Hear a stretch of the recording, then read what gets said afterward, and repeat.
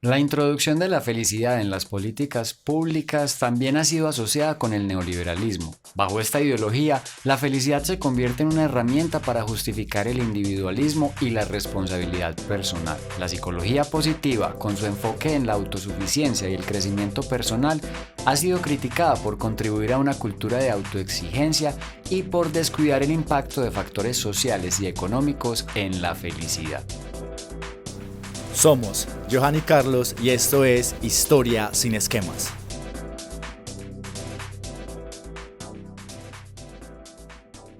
Johan, continuamos entonces en Historia sin esquemas con el espinoso tema de la felicidad. Si nos dieron varilla por el hedonismo y porque estamos justificando algunos comportamientos, ¿qué nos van a decir ahora porque estamos diciendo que no a la felicidad? Pero en realidad no es eso, no es no a la felicidad, es pilas con la forma en la cual queremos alcanzar la felicidad. Exactamente. No es, todo el mundo tiene derecho a ser feliz y buscar lo que crea lo puede hacer feliz. Creo que el inconveniente actual es precisamente el que se está creando la felicidad, o se ha creado la felicidad como una mercancía, como un producto medible, Ajá. cuantificable, encajable en ciertas cosas Y y empaquetado empaquetado. y que ese producto hecho, producido en línea es igual para todos. O sea que esa satisfacción que genera ese producto precisamente va a satisfacer a toda la población, va a satisfacer a todo el mundo y que todos vamos a ser felices con eso. El carro, el viaje, la casa bonita, etcétera. Es realmente eso lo que nos hace felices. Exactamente. Hay un asunto que quisiera mencionar y es que estamos en tiempos paradójicos. Hay un librito que se llama La felicidad paradójica. En dicho libro, entonces se menciona que en la sociedad de hiperconsumo actual tenemos como una contradicción. Por una parte, se castiga o se juzga al individuo que consume mucho por las diferentes externalidades que esto causa, como por ejemplo contaminación, se generan externalidades de tipo económico, de tipo social, pero también entonces se les sigue también exigiendo a los individuos consumir más porque el bienestar está en el consumo. Pero a los desposeídos se les dice, no, la felicidad no está en el tener tampoco. Entonces lo que se menciona en ese libro es que para acceder también a cierta idea de bienestar es, por un lado, generar condiciones para que los desposeídos puedan consumir y puedan acceder a ciertos bienes materiales que pueden generar también satisfacción y bienestar. Es que no lo estamos negando.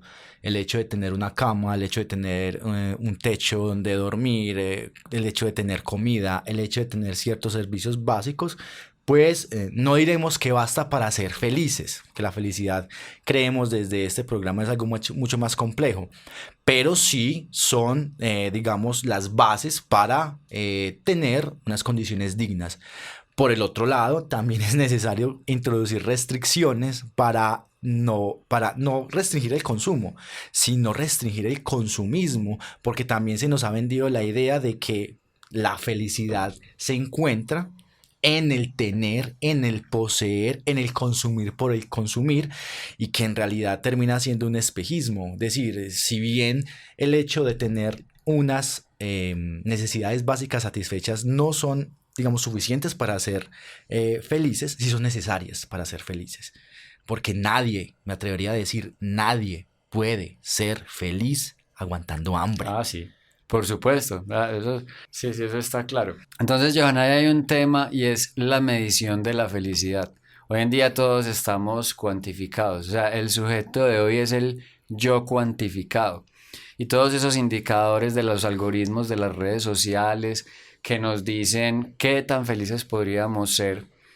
A mí me parece que eso es más o menos como la serpiente que se muerde la cola, ¿cierto? Porque digamos que los resultados que salen de esas lecturas que hacen de lo que nosotros consumimos es simplemente la multiplicación precisamente de eso que nos gusta. Entonces, nos están diciendo qué es lo que nos gusta o nos están repitiendo o nos hacen repetir el consumo de aquello que nos gusta. No sé si quedó clara mi idea, pero bueno, esa es la cosa. El tema es que sí, estamos cuantificados, nos dicen qué consumir y nos están acostumbrando a una idea de felicidad. Ejemplo, yo, es un ejemplo que me parece un poquito patético, pues, o sea, patético lo que hacemos y el ejemplo como tal puede ser un poquito patético y es, por ejemplo, las canciones que se ponen de moda en las historias de Instagram. Hoy amanecí de lo más feliz, es como un pan, ¿cierto? Y eso se va volviendo una tendencia. Entonces, la felicidad es eso, la felicidad es, si hoy está muy bonito el día, yo hoy amanecí en Támesis o amanecí en Titiribí, hay un sol muy bonito, hay mucho verde, hay un arbolito, la foto, la historia y hoy amanecí de lo más feliz, es como un pam, ¿cierto? La felicidad es eso, la felicidad es poder publicar algo que se ciñe a una tendencia en redes sociales. Yo lo resumiría, Carlos, en que, y lo siento de nada muy chocante, pero creo que la felicidad, sobre todo en redes sociales y en estas aplicaciones, a mi modo de ver, se ha vuelto un cliché. Una mentira. La felicidad en redes sociales es una mentira. O más, yo lo digo en el sentido de cliché, en el sentido del fetichismo de la cosa identificable. Es decir, hay un patrón. Sí. Hay un patrón, las historias son como iguales, vos que sabes de ángulos y de planos en cámara, es la misma perspectiva, las mismas canciones tipo pop, suavecitas, las canciones comerciales del momento. Inclusive el discurso, Johan, o sea, estamos diciendo las mismas cosas, entonces ya todos empiezan diciendo, los que me conocen saben que yo no soy de hablar mucho en podcast, pero estoy hablando en un podcast. O sea, si es esquematizado el discurso, Johan, Sí. ¿cuál es la palabra? O sea, cuando todo tiene como... Cuando todo es igualito, todo homogenizado. Lo que hacemos, exactamente, es eso, es un discurso homogenizado. La felicidad está homogenizada. Vibrar alto, hoy vibro bonito, hoy yo no siento que yo no sé qué mierdas, es muy... es eso, es cliché, es muy predecible y digamos lo que termina generando, digamos, modas. A mí me encantan los conciertos de heavy metal, por ejemplo. Pero vos quitas la música, digamos la música solamente, pones el video a reproducir. Mira qué lamentable que la gente cree, esto lo escuchaba yo de otro programa, de otro sujeto que no recuerdo en este momento, pero estaba de acuerdo con él. Vos quitas la música y es el mismo escenario, es decir, la gente creyendo que para guardar el momento de felicidad, la mejor forma es grabar. Y lo que están haciendo en realidad es perderse el momento, perderse el espectáculo. Perder el espectáculo. Y no importa, píllate, un concierto de AC/DC, un concierto de Iron Maiden, un concierto de Karol G, un concierto de salsa, es la misma mierda, en donde hay unos comportamientos muy parecidos, muy homogenizados, en el que ese video, te lo puedo apostar, que mucha de la gente que graba un video en un concierto no es ni siquiera porque después lo vaya a revisar, no es porque tirado en la cama en algún momento de tristeza, en algún momento en el que su jefe le haya escupido en la cara, vaya a, uy no, estoy teniendo un día de mierda, entonces voy a revisar ese concierto en el que fui tan feliz y empiezo a revisar. Algunos lo harán por supuesto, pero muy pocas personas lo hacen en realidad. La mayoría de esas acciones es para decir y mostrar frente a un público de espectadores, estoy siendo feliz. Sí, bueno, y esto es lo que me da identidad, ¿cierto? Esto es lo que me da identidad. O sea, realmente no hay revolución en absolutamente nada, porque si vos lo decís desde tu postura metalera, casi satánica, y la gente se comporta igual que en un concierto de Taylor Swift, ¿cierto? Estoy aquí, esto me identifica. Esto es lo que me identifica, esto es lo que me da mi identidad. Tengo una camiseta negra con un Eddie ahí empuñando un hacha, lo que sea, pero sigue siendo un comportamiento homogeneizado. Un comportamiento homogeneizado y que sigue alimentando los algoritmos de las redes sociales.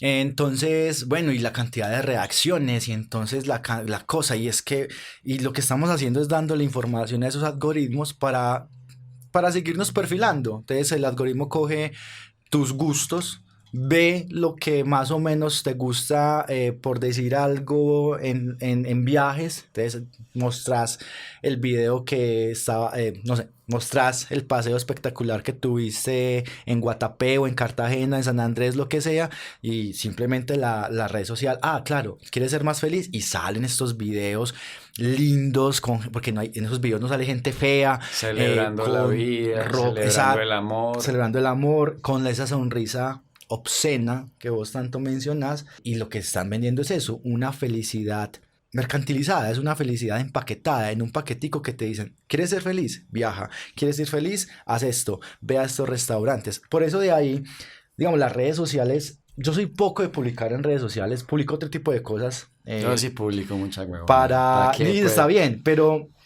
a mí en lo personal, eso lo tengo desde hace años.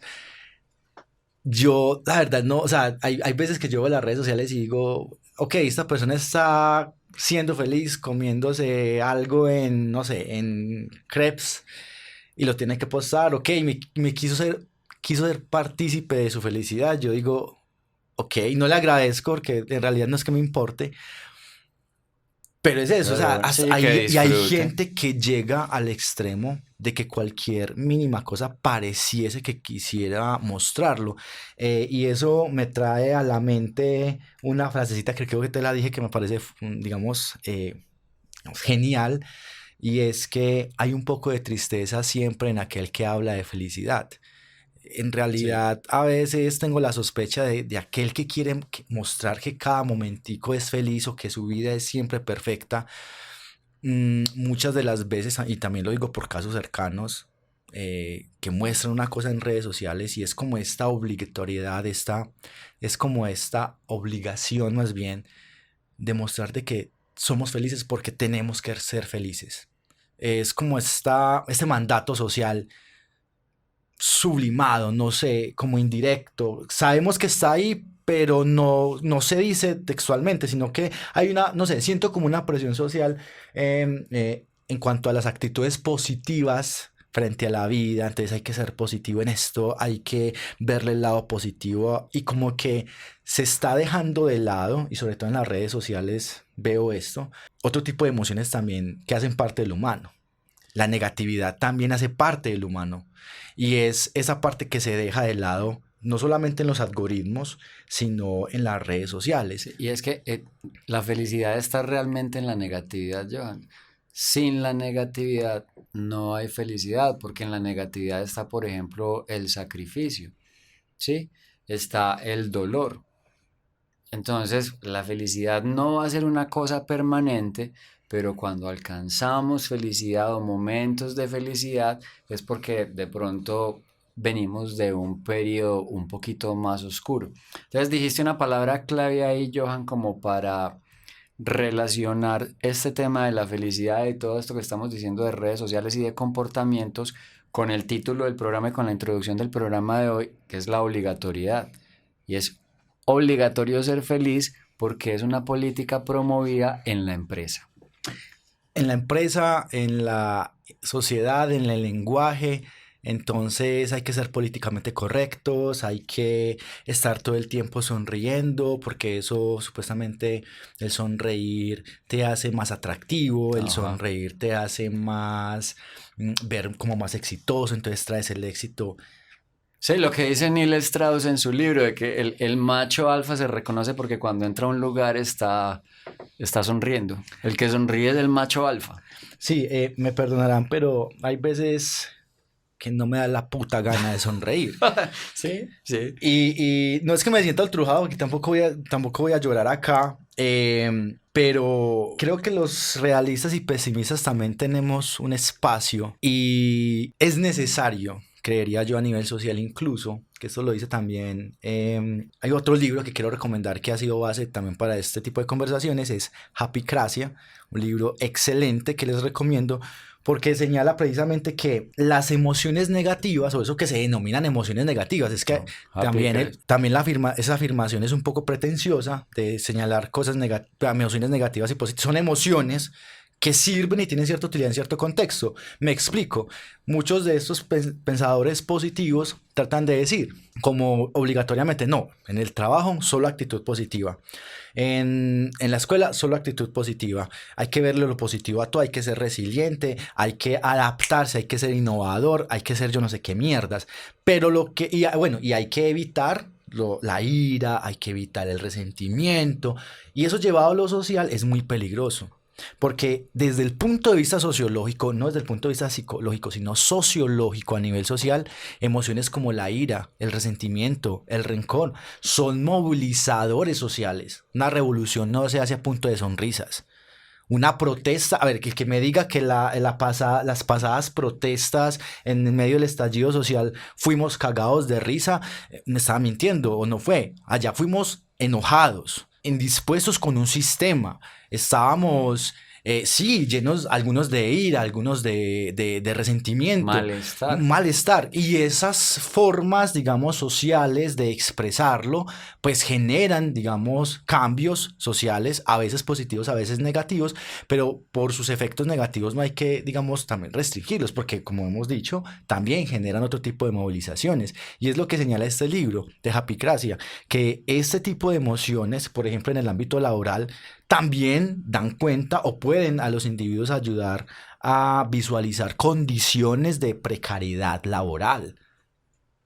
Pero y de explotación, no precariedad, de explotación, es que se explota al individuo con todo ese discurso de la felicidad. Los autores de Japicracia son Edgar Cabañas y Eva Iluz. Si quieren buscar el libro, pueden descargar el PDF, pues no sé si estamos promoviendo aquí la piratería, pero bueno, se puede adquirir el PDF, se puede descargar. Entonces ahí, en esa obligatoriedad de mostrarnos siempre positivos, de mostrarnos siempre felices, hay pretensiones de tipo económico en el ámbito laboral, en el ámbito social, de tratar de ocultar precisamente esos desajustes. Yo creo que también esto evidencia ese constante bombardeo de hay que ser felices, hay que ver el lado positivo del asunto, y no hay que mierdas, tiene de fondo un propósito ideológico, y es desconectarnos de esa otra realidad que hace parte también de nuestro mundo. De nuestra realidad. De nuestra realidad, valga la redundancia, sí. De que es necesario hacer otros ajustes. La crítica principal, creo que como conclusión o como parcial conclusión de esto que estamos enunciando, es precisamente las desconexiones que este enfoque o estos enfoques generan con esos desajustes estructurales, ¿cierto? Es decir, no todo se puede explicar desde el ámbito psicológico. Evidentemente, la psicología juega un papel importante en ciertas variables, en ciertos problemas sociales, llámese la pobreza, llámese el desempleo. Sin embargo, reducir los factores de desempleo o de la miseria o de la pobreza a netamente explicaciones de tipo individual y psicológico me parece a mí demasiado reduccionista, porque hay otros elementos sociales que sobrepasan la simple voluntad individual. Es decir, un individuo puede querer con todas sus fuerzas, con todo su pensamiento, poner sus neuronas en pro de conseguir plata. Sin embargo, necesita elementos externos que puedan posibilitar eso. Eso es lo que le digo a mis estudiantes, es que es diferente un pelado o un estudiante de Medellín en un colegio estrato 3, estrato 4, privado, recibiendo clases digamos, salen con un B1 en inglés mínimo, si no viaja, pues, va a ser diferente las condiciones de posibilidad de desarrollo económico y social, los simples contactos que este sujeto va a tener en el colegio al salir, que un pelado en una zona rural excluida, que a duras penas va a poder estudiar bachillerato sin saber inglés, en unas condiciones precarias del campo. Algún optimista dirá, no, pero es que en el campo también hay posibilidades. Bueno, pero esas posibilidades escapan a la voluntad del individuo. Que esa es otra de las perversiones de esta psicología, que esa persona, ese muchacho del cual estás hablando, que está en la provincia, que tiene muchas menos oportunidades, que no tiene acceso, por ejemplo, a una biblioteca y a infinidad de otras cosas, alimentación, por ejemplo. Ese muchacho, según la psicología positiva, es potencialmente mucho más feliz porque tiene más oportunidades de progresar. Es decir, entre más pobre se es, más potencialmente feliz se es. Sí, porque hay más oportunidades. O sea, es que ni siquiera, bueno, sí, son oportunidades, pero es como la posibilidad de que cualquier logro, cualquier escalón que yo logre avanzar como en esa escala de la felicidad, pues va a ser un logro más considerable porque pertenezco a una clase menos favorecida. Entonces ahí hay una perversión de todo ese sistema o de toda esa propuesta de la psicología positiva. Y es quién es verdaderamente feliz. Hace unos años, hace más o menos como que 10 o 12 años, resultó que Colombia era el país más feliz del mundo. Yo me preguntaba, pero si realmente sí somos tan felices, pues, y el vallenato, el carnaval de Barranquilla, pues como tantas cosas, ¿cierto? Y lo folclóricos que somos nosotros. Pero si somos realmente el país más feliz del mundo. No sabía yo que ese estándar obedecía a una ecuación perversa que dice que entre más pobre se es, más potencialmente feliz Eso se es. tendría que ver con el asunto de la recompensa, me imaginaría Claro, yo, por la seguro. percepción de individual de la recompensa. Entonces, entre mayor esfuerzo, mayor, digamos, dedicación, la sensación de recompensa va a ser mayor, tanto que, bueno, perverso definitivamente. Además, porque esto me recuerda también a un fenómeno muy, muy común aquí en Colombia y que creo que la mayoría de gente cae en eso, sobre todo los medios de comunicación tradicionales, y es la romantización de la pobreza. Hubo una noticia, a mi modo de ver, obscena. Mucha gente decía, ay no, qué lindo. Eso de lindo no tenía ni puta mierda. La noticia, se las describo, era en la pandemia. Ustedes recordarán que cuando estábamos encerrados, pues los niños de escuela privada podían continuar con sus clases vía virtual, en la casa había internet, sus papás mínimamente pues tenían un trabajo que les permitía sobrevivir, pero otra parte de la población colombiana pues sabemos no tenía esas posibilidades y ni siquiera las tiene hoy en día post pandemia. Me acuerdo muy bien que la noticia que salió era que pues eran dos niños de una zona marginal de Bogotá y así, como con todo, uy, qué lindos. Eran dos niños que de la basura habían sacado como un computador malo o partes de algún computador. Trataron de hacer un computador artesanal simulando que por allí estaban recibiendo sus trabajos y que podían hacer. Es decir, era un juego imaginativo de estos niños en sus condiciones de pobreza.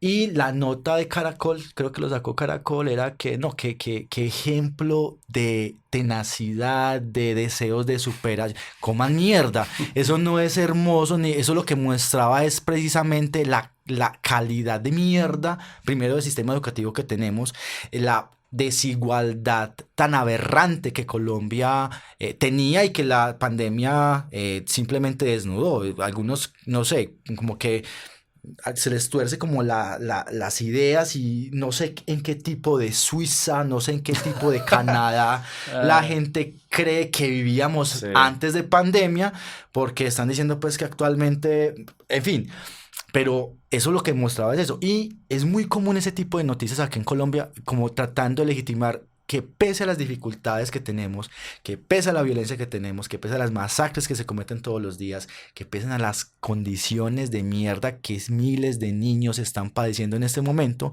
que muchos de ellos están muriendo de hambre en las regiones periféricas del país, aún pese a esas condiciones, Somos somos felices felices. y, tenemos, Yo, sí, y somos resilientes. resilientes, pero que en Y, realidad ocultan es otro tipo de cosas. Más que resilientes, yo creería que somos como sociedad sumisos. Hemos sido insensibilizados frente a condiciones paupérrimas a nivel social y que esto obviamente en las redes sociales está volviendo al Big Data que estábamos mencionando ahorita, ha sido explotado, pero de una manera vulgar. vulgar, esa es la palabra. O sea, no sé si han visto eh, este tipo de videos que muestran a supuestos pobres. mostrando su vida sencilla.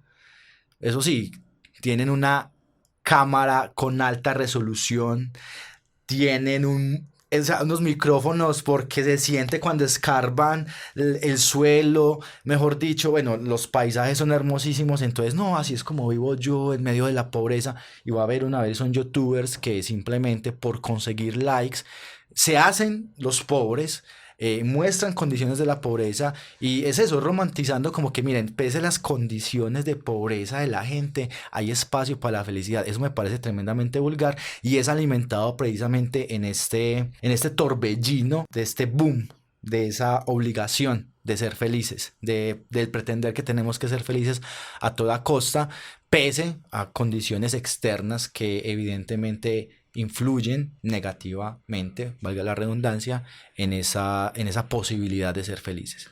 Johan, y el individuo dentro de la empresa, dentro de la organización. Es que yo creo que o sea, toda esta filosofía de la felicidad permeó la sociedad a partir de su surgimiento en la organización, en la empresa, porque entonces ahora tenemos que ser felices en las empresas. Las empresas son nuestro segundo hogar. En el ámbito laboral, que es la positividad en el trabajo, a ver, yo voy a decir algo acá. A mí me gusta lo que hago. Es decir, yo cuando me preguntan, ¿a usted gusta ser profesor? Yo digo, sí, me encanta dar clase. Me siento realizado.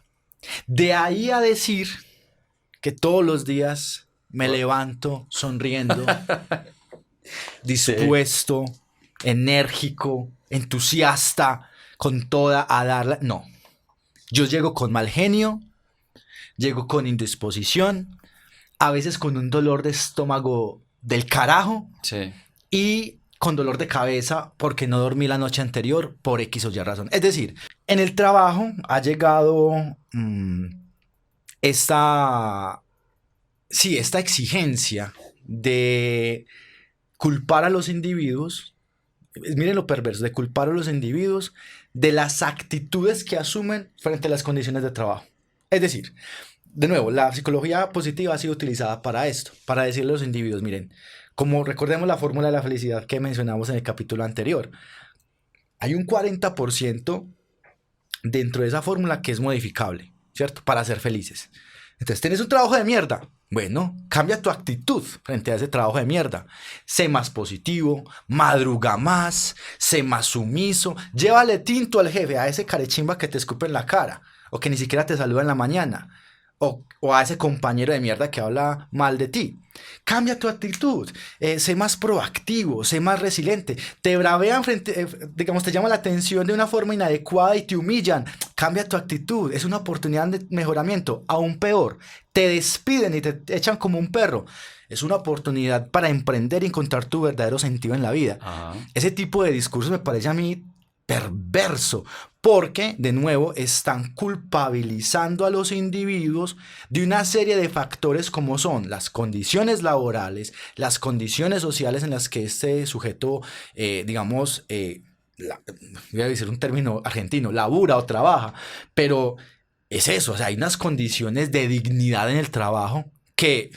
A ver, estamos en Colombia. Hay una gran cantidad de empresas y de lugares de trabajo en los que los trabajadores son tratados como esclavos. O sea, donde les gritan. Esto ha salido hasta incluso en noticias, donde les gritan, les amenazan, los humillan, los ultrajan, los golpean. Y este discurso de positividad en el trabajo, de ser resilientes, es tremendamente peligroso. Ojo.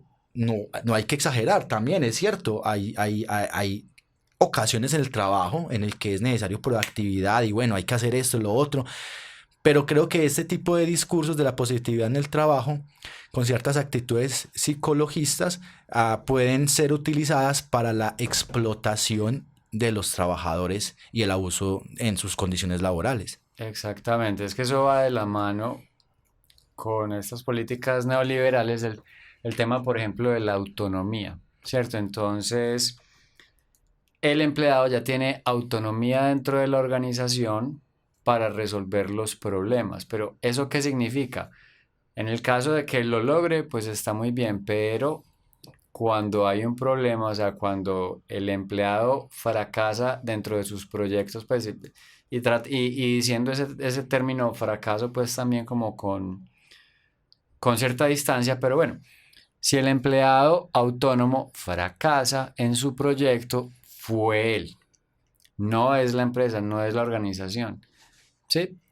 Entonces, todo esto va de la mano con la filosofía de la psicología positiva para, digamos, crear una esfera en la cual el individuo, entre más feliz es, entre más propositivo, entre más resiliente sea, significa que va a tener más logros, ¿cierto?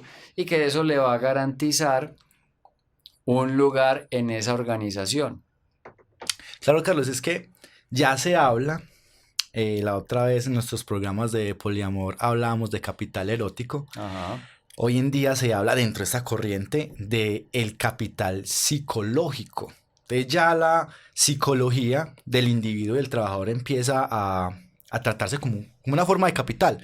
Entonces, desde las organizaciones, y esto lo viví cierta vez en un trabajo que tuve,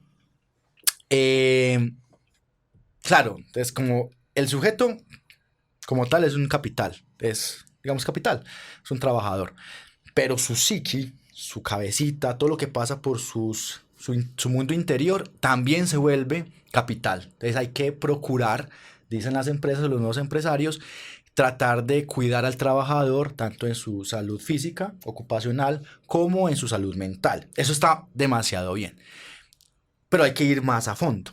Entonces hay una serie de características o aptitudes de tipo psicológico que se promueven, ¿cierto? Como vos lo decís, ciertas fortalezas como el optimismo, la resiliencia, la autosuficiencia, un tipo de emociones positivas, pues que lo que hacen es maximizar los resultados en la empresa. Entonces la empresa lo que les interesa es un nuevo enfoque. En Colombia me atrevería a decir que todavía está pegando ahí por los laditos porque somos todavía muy del siglo XIX, me atrevería a decir del siglo XVIII. No, medievales todavía. Pero se está pegando por los laditos, ¿no? La importancia de que los trabajadores tengan una salud mental, entonces que sean autónomos, que sean productivos, que sean líderes, que sean autónomos, que sean sobre todo optimistas, porque desde este enfoque hay que evitar otro tipo de actitudes psicológicas que pervierten, dañan, socavan el capital psicológico, como por ejemplo el pesimismo, el aburrimiento, la depresión, La la negatividad. Entonces, incluso muchos asesores dentro de este enfoque sugieren, no, ese trabajador que es un poco negativo, que siempre ve el lado perverso de las cosas, como que critica la norma, como que critica el asunto, es mejor como irlo sacando de acá, como que pervierte un poco nuestra labor empresarial y nuestra organización. Se contamina. Esa es la palabra, como si fuese un enfermo, una manzana podrida que puede contaminar a las otras almas de felicidad. A mí me pasó una vez en cierta empresa. Yo tengo, pues me conoces, Carlos, y los que me conocen saben pues que yo poco agraciado soy y que pues tengo unas cejas pobladas. No, pero Johan, no. Por favor, positivo. Hay que ver la belleza, Johan. Y tengo unas cejas un poco pobladas y tengo una mirada, lo que mi mamá decía, tengo una mirada fuerte. Apesto las matas con la mirada. No es que mire feo, simplemente tengo una mirada fuerte, tengo unas cejas pobladas, soy un poco velludo en mi cara y tengo unas facciones un poco fuertes. El caso es que me acuerdo y es que me da rabia. Yo te lo juro, Carlos, yo iba con la buena actitud, es decir, yo me arrugaba, sabía lo que tenía que hacer, qué tipo de horario tenía, qué clases iba a dar. Iba normal, es decir, yo no soy un tipo que sonría todos los días, pero tampoco me considero un tipo deprimido. No soy de los que, no, simplemente voy con mi cara con el mundo y el mundo reacciona a mi cara. Y yo, o mi cara reacciona al mundo también y a esas reacciones. Hay una simbiosis ahí de tu rostro con la gente a veces malinterpreta con la humanidad. Mis reacciones. El caso es que una de las sugerencias, y me pareció muy atrevida esta sugerencia, fue de una psicóloga. Me dijo lo siguiente: no, es que creemos, así me lo dijo, te lo juro, creemos que a ti te falta luz. Yo me quedé como pensando, pero que me pongo un foco en la cara, Sí, una sí. linterna. Obviamente ese Se la sarcasmo. haces al Yo aire entendí la libre. idea, no, es que, no sé, que te falta como un poquito. Yo le contesté, te lo juro, esta es mi cara. Esta es mi cara, o sea, o sea, y ni siquiera yo criticaba la organización. Obviamente había cosas que no me gustaban, pero yo trabajaba dentro de los parámetros productivos, es decir, producía para la empresa X. Pero sí, ahí fue primer contacto que tuve con ese tipo de enfoque, en el sentido de que, digamos, yo hubiese entendido el comentario si hubiese sido una persona tóxica en mi ambiente laboral, una persona que, digamos, generaba mal ambiente, hablaba mal de otras, una persona que llegaba con mala actitud respondiéndole a mi jefe, negándome a hacer tareas que me mandasen, que me correspondían, pero yo simplemente llegaba a laburar y tengo una forma de ser. Mi forma de ser no es llegar y hola, corazones, a dar yo no soy de los que da besos, yo no soy de los que abraza, yo no soy de los que voy y te saludo hipócritamente, te digo buenos días Carlos, ¿cómo estás? Y me siento en mi trabajo a trabajar, porque a eso creo que Sí, voy. sí. Hay unos pues que se comen el cuento y con todo respeto que creen que van al Al trabajo, segundo al segundo hogar, hogar. que somos familia. Y Sí, que sí. de nuevo, para mí ese tipo de discursos no dejan de ser discursos netamente ideológicos que tratan de hacer más agradable tu mísera existencia laboral.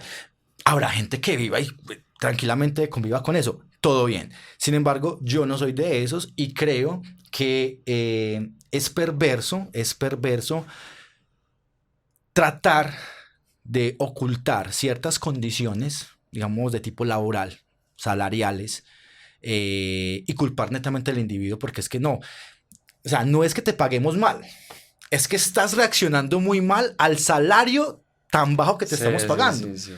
sea, no, es que no es que te La estemos. culpa, sí, sí, exactamente. Entonces, eso trae inherente la autonomía. Todo lo que le sucede al empleado autónomo es responsabilidad de él. Ahora, otro asunto que también es importante mencionar dentro de este ámbito del capital psicológico. Todas estas exigencias que se están veniendo o que se están dando a nivel empresarial, y sobre todo que pues los reclutadores cuando hacen el proceso, van mirando qué tipo de actitudes, si sos resiliente, si trabajas bajo presión, todo eso tipo que tiene que ver con asuntos psicológicos, está creando presiones en los individuos. Entonces, qué paradójico que mientras se esté procurando generar desde las empresas, eh, sí, como incentivar la creatividad, incentivar el optimismo de los trabajadores, estas exigencias a la misma vez, por las presiones que crean, están generando trabajadores más ansiosos, estresados, que se culpabilizan, es decir, que creen que no están rindiendo lo suficiente porque les están diciendo, no, hay que ser productivo, hay que ser optimista, y se autoexplotan y se maltratan y se ponen la camisa pese a que les paguen un salario de mierda, y están generando, digamos, sujetos estresados con condiciones laborales que están afectando la salud física, porque Ajá. eso se ha venido estudiando también con ciertos estudios de tipo psicológico. Sí. La presión que en este momento están viviendo los trabajadores por todo este tipo de discursos que están llegando a las empresas hacen a los individuos más culpabilizados y más miserables en sus vidas psicológicas e internas. Y esos discursos van unidos también o sea, es que todo hace parte del mismo sistema, del mismo engranaje. Repito esa palabra. Sí, porque la figura contractual es un salario básico y con unas comisiones de según el logro de objetivos. Si este empleado autónomo no logra esos objetivos, no va a ganar tanta plata y es todo responsabilidad de él. La responsabilidad es neta, neta, responsabilidad toda del individuo que no alcanza sus objetivos. Entonces, ahí es donde se integra todo eso de la psicología positiva, porque el sujeto positivo, el sujeto resiliente, el sujeto emprendedor, es el que va a alcanzar sus logros y por eso hay que llegar sonriente y con luz propia, con luz propia al trabajo. Bueno, Carlos, creo que por hoy tenemos que llegar hasta Listo. este espacio.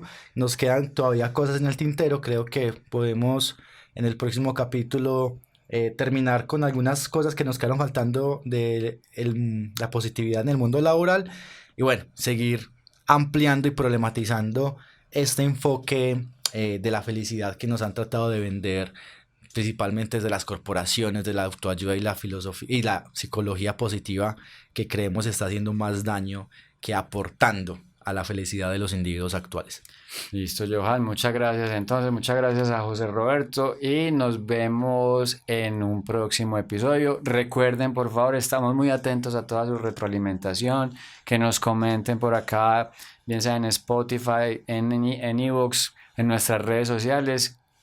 ¿Cómo les parece el programa? ¿Cómo lo estamos haciendo? Si nos estamos equivocando, ¿qué les gusta?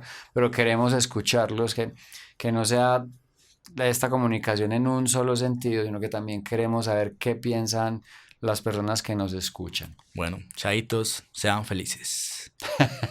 Tengan luz.